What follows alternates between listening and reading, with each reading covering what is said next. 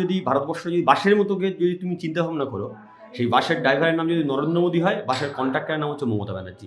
যারা বাসে উঠছে পেছনের দিকে ঠেলছে, অতীতের দিকে নিয়ে যাওয়া হচ্ছে। খাবে না খাবে না, তুমি ভেজ প্যাটিস খাবে না তুমি চিকেন প্যাটিস খাবে?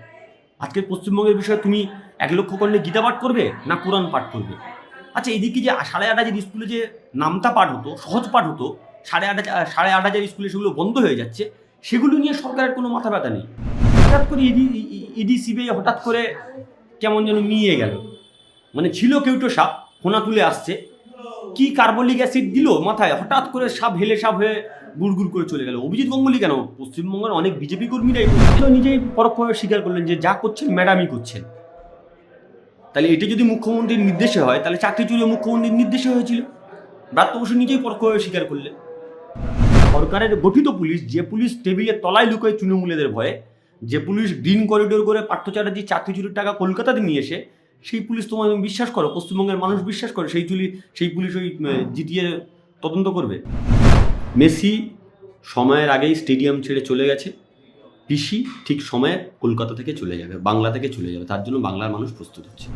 রাজ্যে যেখানে চাকরি বাকরি নেই, সেখানে একদিকে বাবরি মসজিদ তৈরি হচ্ছে, একদিকে 5 লক্ষ কণ্ঠে গীতা পাঠ হচ্ছে, যেখানে বামেরা বারংবার রুটি রুজির কথা বলে, সেখানে চিকেন প্যাটিস প্রসঙ্গ উঠছে, চিকেন প্যাটিস আলাকে মারধর করা হচ্ছে। রাজ্যটা কোন জায়গায় দাঁড়িয়ে আছে আলটিমেটলি? দেখো, এটা আমরা বহুদিন বহু ভাষণে আমরা এটা বারবার বলে থাকি। তুমি যখন বাসে ওঠো, বাসের কন্ট্রাক্টর বলে দাদা পেছনের দিকে যাও, বাস ফাঁকা হলেও বলে, ভরা হলেও বলে। নরেন্দ্র মোদী যদি ভারতবর্ষ যদি বাসের মতোকে যদি তুমি চিন্তা ভাবনা করো, সেই বাসের ড্রাইভারের নাম যদি নরেন্দ্র মোদী হয়, বাসের কন্ট্রাক্টরের নাম হচ্ছে মমতা ব্যানার্জি। যারা বাসে উঠছে পেছনের দিকে ঠেলছে, অতীতের দিকে নিয়ে যাওয়া হচ্ছে। সে দেশের সরকার হোক আর রাজ্যের সরকার হোক, অতীতে কি ছিল, অতীতে কি হয়েছিল, মন্দিরের তলায় মসজিদ আছে কিনা তুমি খুলে দেখো। তুমি হিন্দু কিনা, তুমি মানে পারলে তো জেনেটিক্যালি ভাবে পরীক্ষা করা হয় তোমার জিন হিন্দু ছিল কিনা, সেটা প্রমাণ করার মরিয়া চেষ্টা। তো ফলে এর মাঝখানে এই দুই পিছনের দিকে নিয়ে যাওয়ার চেষ্টা হচ্ছে। তারা জাঁতাকলে পড়ে জনগণ, গরিব মানুষ, খেটে খাওয়া মানুষ, ছাত্র যুব, তাদের ভবিষ্যৎ আজকে অন্ধকারের দিকে। আচ্ছা, পশ্চিমবঙ্গে তো 2011 সালের আগে তৃণমূল যখন আসেনি, পশ্চিমবঙ্গে তো রাজনৈতিক বিতর্ক ছিল।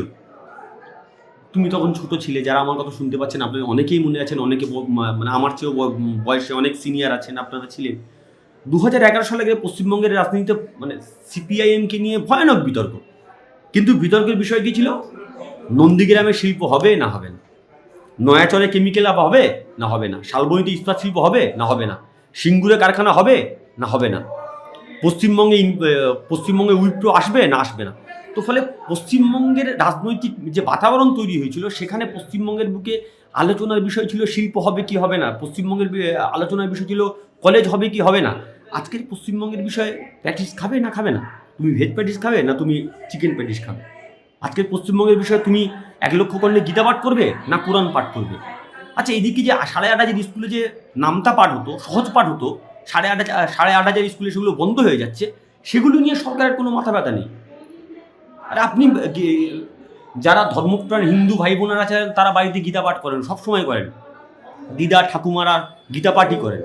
যারা বাড়িতে আছে, এই রমজান মাস আসছে, বাড়ির মা বোন বাবারা দাদারা কোরআন শরীফ পাঠ করেন, বাড়িতেই করেন। তার জন্য মাইক খাটিয়ে বড় বড় করে মিডিয়া দেখে 1,00,000 কণ্ঠে, 5 লক্ষ কণ্ঠে, 10 লাখ কণ্ঠে করার কোনো দরকার নেই। কিন্তু যেটে 1,00,000 কণ্ঠে হওয়া প্রয়োজন, 1,00,000 কণ্ঠে সহজ পাঠের প্রয়োজন, 1,00,000 কণ্ঠে নামতার প্রয়োজন, 1,00,000 কণ্ঠে রবীন্দ্রনাথ ঠাকুরের কবিতার উচ্চারণ প্রয়োজন, সেগুলো আস্তে আস্তে বন্ধ হয়ে যাচ্ছে। সেই নিয়ে সরকার কর্ণপাত করছে না। তো ফলে এই যে নতুন ন্যারেটিভ পশ্চিমবঙ্গের মাটিতে নামানোর চেষ্টা হচ্ছে ধর্মীয় মোড়ক লাগিয়ে, এটা আগামী প্রজন্মের জন্য ভয়ানক, একটা গোটা প্রজন্মকে শেষ করে দেওয়ার চক্রান্ত। দাদা, আজকেও একেবারে সুপ্রিম কোর্টে এসএসসি যে শুনানি ছিল, দেখতে পেলাম 31শে ডিসেম্বরের মধ্যে যে নিয়োগ প্রক্রিয়া সম্পন্ন করার কথা, সেটা আবারও এক্সটেন্ড করা হলো 2026-এর 31 আগস্ট অবধি। এটা কি শুধুমাত্র রাজ্য সরকারের নিছকই প্ল্যান করতে পারে যে 26-এর বৈতরণী পার? দেখুন, সে মানে প্রথম কথা হচ্ছে 26,000 নিয়ে রাজ্য সরকার থাপ্পড় অলরেডি খেয়ে গেছে, তারপরে প্রাথমিকটা কোনো রকমভাবে বেঁচেছে। তো ফলে মানে বাংলার মানুষ দেখছে, কিন্তু তার মানে এই না যে সবাই অযোগ্য। যোগ্য তো অনেকেই আছেন ওখানে, অনেকেই যোগ্য আছে। সরকারের কাজ কী ছিল? কোর্ট বারবার করে বলছে কে যোগ্য কে অযোগ্য তুমি আলাদা করে দাও ভাই। তুমি সরকার, তোমার কাজ হচ্ছে কে যোগ্য কে অযোগ্য তোমার আলাদা করে দেওয়া। সরকার বললো আমি পারবো না, হাত তুলে দিল। শুভেন্দু দিকে বাজার গরম করে বটে, শুভেন্দু অধিকারী ভালো করে জানে ইডি সিবিআই যেভাবে তদন্তে নেমেছে, যদি তদন্ত করে পূর্ব মেদিনীপুরের সবচেয়ে বেশি সংখ্যক চাকরি পেয়েছিল তখন তৃণমূলের নেতার নাম ছিল শুভেন্দু অধিকারী, এটা প্রমাণিত হয়ে যাবে। অভিজিৎ গাঙ্গুলি তো ক্ষোভ প্রকাশ করছেন। স্বাভাবিক সেটাই। হঠাৎ করে ইডি সিবিআই হঠাৎ করে কেমন যেন মিয়ে গেল, মানে ছিল কেউটো সাপ ফোনা তুলে আসছে, কি কার্বলিক অ্যাসিড দিল মাথায়, হঠাৎ করে সাপ হেলে সাপ হয়ে গুড় করে চলে গেল। অভিজিৎ গাঙ্গুলি কেন, পশ্চিমবঙ্গের অনেক বিজেপি কর্মীরাই বলছে, যারা আদি বিজেপি যারা, তারা বলছে তো কি পশ্চিমবঙ্গের মাটিতে হঠাৎ করে ইডি সিবিআই চাকরি দুর্নীতি নিয়ে হঠাৎ করে এরকম মিয়ে গেল কেন, কি কারণ, কোথায় সেটি হলো? উত্তর তো বিজেপিকেও দিতে হবে, তৃণমূলকে দিতে হবে। আমাদের সহজ কথা, যারা যোগ্য তারা চাকরি পাবে, যারা অযোগ্য তারা চাকরি থেকে বাদ যাবে। পশ্চিমবঙ্গের মানুষেরও তো এই কথা। একটা অযোগ্য ছেলে, সে আমার ছেলেকে স্কুলে গিয়ে পড়াবে? যে নিজে চাকরি দিয়ে ঘুষ নিয়েছে, যে নিজে ঘুষ দিয়ে চাকরি পেয়েছে, সে আমার ছেলেকে নৈতিকতা শেখাবে যে ভাই তুমি ঘুষ নিও না, তুমি চুরি করো না? হয় কোনো দিন? তো ফলে শুধুমাত্র একটা প্রজন্ম যাচ্ছে না, এরা যদি বহাল থাকে একটা বড় প্রজন্ম, আগামী প্রজন্ম, তারপরের প্রজন্ম, তার প্রজন্ম অধঃপতনের পথে যাবে। বাংলা আরও রসাতলে যাবে। সেইখান থেকে বাংলাকে বাঁচানোর চেষ্টা করা হচ্ছে। কিন্তু মুখ্যমন্ত্রী একবার শিল্প নিয়ে সভা করছেন, কিন্তু যারা রাস্তায় রয়েছে, রাজপথে রয়েছে, যোগ্য শিক্ষক, তাদের কথা ভাবছেন। দেখুন, মুখ্যমন্ত্রী প্রতি বছর শীতকালে যেমন পরিযায়ী পাখি আসে, এখন পরিযায়ী পাখির আনাগোনা হয়ে গেছে, কমে গেছে একটু। শীতকালে যেমন পরিযায়ী পাখি আসে, বরং প্রতি শীতকালে এলে মুখ্যমন্ত্রী হঠাৎ করে মাথা থেকে বিভিন্ন মেলার পরিকল্পনা করে। শিল্প মেলা তো এর আগে বলেছিল, লন্ডনে গেছিল, সিঙ্গাপুরে গেছিল, সব জায়গায় গেছিল। পশ্চিমবঙ্গের আগে শিল্প সম্মেলনে নানা রকম নাম, কোথাও শিল্প সামিট দিয়েছে, কোথাও বেঙ্গল বিজনেস দিয়েছে, তোমরা জানো, আমাদের চেয়ে তোমরা অনেক ভালো জানো। এবং প্রতি শিল্প সম্মেলনের পরে কোথাও 20,000 কোটি টাকার বিনিয়োগ, কোথাও 2,000 কোটি টাকার, মানে 200,000 কোটি টাকার বিনিয়োগ, কত রকম বিনিয়োগ এসছে। সেই বিনিয়োগগুলি কোথায় প্রশ্ন করেছেন? 2 কোটি কর্মসংস্থান হয়েছে রাজ্যে, মুখ্যমন্ত্রী বলছেন। 2 কোটি কর্মসংস্থান যদি হয়, তাহলে পশ্চিমবঙ্গ থেকে এই তুমি এখন বুম নিয়ে, এখন আমি তোমার সঙ্গে কথা বলছি, এখন তুমি বুম নিয়ে সাঁতরাগাছি বা হাওড়া স্টেশনে চলে যাও। শয়ে শয়ে পরিযায়ী শ্রমিক প্রতিদিন ট্রেনের কম্পার্টমেন্ট ভর্তি হয়ে ভিন রাজ্যে কাজে যাচ্ছে। তাহলে এরা কারা? পশ্চিমবঙ্গে 2 কোটি কর্মসংস্থান হয়েছে, উনি ঠিকই বলেছেন। 2 কোটি কর্মসংস্থান তোলাবাজিতে হয়েছে, কয়লা চুরিতে হয়েছে, বালি চুরিতে হয়েছে, গরু চুরিতে হয়েছে, চাকরি চুরিতে হয়েছে। এইখানে কর্মসংস্থান হয়েছে, এবং সেই কর্মসংস্থানের বেনিফিট হয়েছে তৃণমূলের ভাই ভাইপোরা, যারা এলাকায় 5টা আঙুলে 5টা আংটি, গলায় মোটা সোনার চেন, কালো স্করপিও চড়ে ঘুরে বেড়ায়, বুলেট চড়ে ঘুরে বেড়ায়, ওনার ভাই ভাইপোরাই চাকরি হয়েছে, তারা লাভবান হয়েছে। গরিব খেটে খাওয়া মানুষ, যে মানুষটা তৃণমূলও করতো, তার বাড়ির সন্তান কী পেল? যে মানুষটা বিজেপি করতো, তার বাড়ির ছেলেটা কী পেল? সিপিএম করা ছেড়ে দিন, আমাদের চাকরির দরকার নেই ভাই। তুমি তো তৃণমূল করো, তুমি চাকরিটা পেয়েছো তো? তুমি তৃণমূলের হয়ে মারামারি করেছো, তুমি চাকরিটা পেয়েছো তো? আসলে তোমার আমার ছেলেকে রসাতলে পাঠানোর ব্যবস্থা তৃণমূল বিজেপি মিলে করতে চাইছে। কিন্তু প্রাপ্ত বসু আজকে একেবারে এক্সেলেন্টলি পোস্ট করে বসে তিনি লাইন লিখলেন যে মুখ্যমন্ত্রী মমতা বন্দ্যোপাধ্যায় যে দিক নির্দেশ দিচ্ছে এসএসসির ক্ষেত্রে, একবারে সেই উজ্জ্বল ভবিষ্যৎ দেখা যাচ্ছে। নিয়োগ কি মুখ্যমন্ত্রী করছেন এসএসসির করার কথা? প্রাপ্ত বসু বানান ঠিকঠাক লিখেছিলেন তো? মানে ওনার মন্ত্রিসভার মন্ত্রীদের যেভাবে বানান দেখতে পাচ্ছি, তাতে জানি না উনি ঠিক লিখেছেন কি না। তো উনি তো নিজেই পরোক্ষভাবে স্বীকার করলেন যে যা করছেন ম্যাডামই করছেন। তাহলে এটা যদি মুখ্যমন্ত্রীর নির্দেশে হয়, তাহলে চাকরি চুরি মুখ্যমন্ত্রীর নির্দেশে হয়েছিল। ব্রাত্য বসু নিজেই পরোক্ষভাবে স্বীকার করলেন। তো ফলে ম্যাডামের নির্দেশ ছাড়া যখন কিছু হয় না, তখন ম্যাডামের নির্দেশেই হয়তো হয়েছে এটা, সেটা ব্রাত্য বসু ভালো বলতে পারবেন। আসলে ব্রাত্য বসুর কোনো দোষ নেই। উনি দেখছেন ওনার আগের শিক্ষামন্ত্রী জেলে আছেন, সবে ছাড়া পেয়েছেন, ওনার গদি যে কোনো মুহূর্তে চলে যেতে পারে। তো ফলে মুখ্যমন্ত্রীকে যত তোষমত করে রাখা যায় তত সেইভাবে করছে।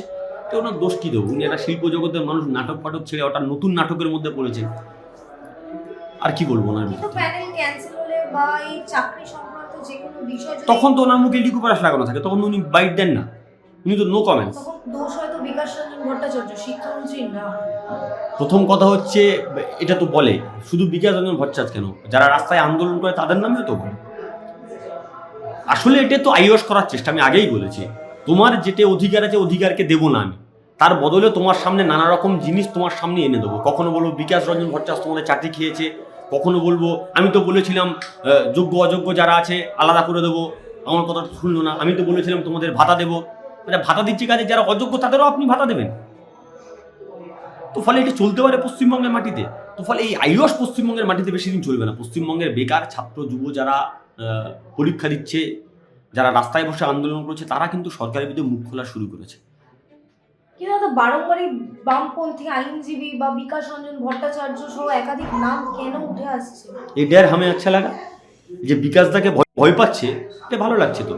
বামপন্থীরা শূন্য, বামপন্থীদের দূরবীন নিয়ে খুঁজে পাওয়া যায় না, হ্যাঁ, বারংবার তো তার কোনো শূন্য বলা আর হয়তো। শূন্য তো হয়ে হঠাৎ যাচ্ছে। শূন্য পাওয়া দল, তাদের একজন নেতাকে দেখে হঠাৎ এত ভয় কেন?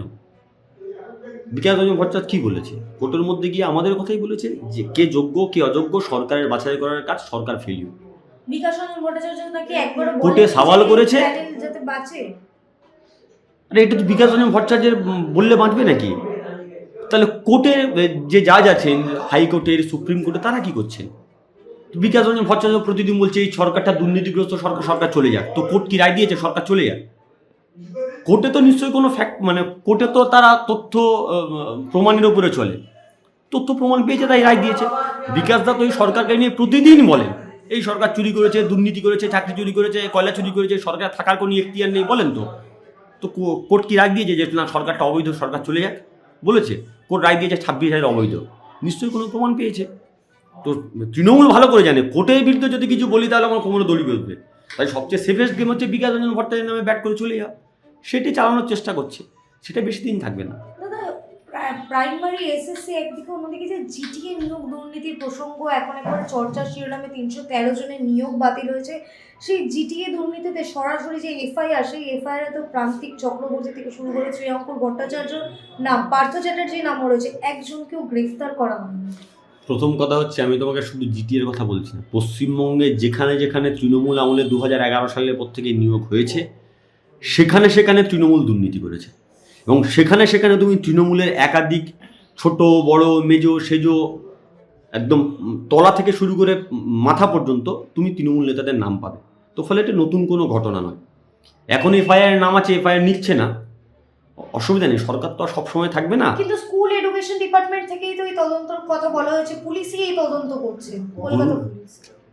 গরুর গাড়ির তো যদি তুমি হেডলাইট খুঁজো তাহলে তো বিপদ।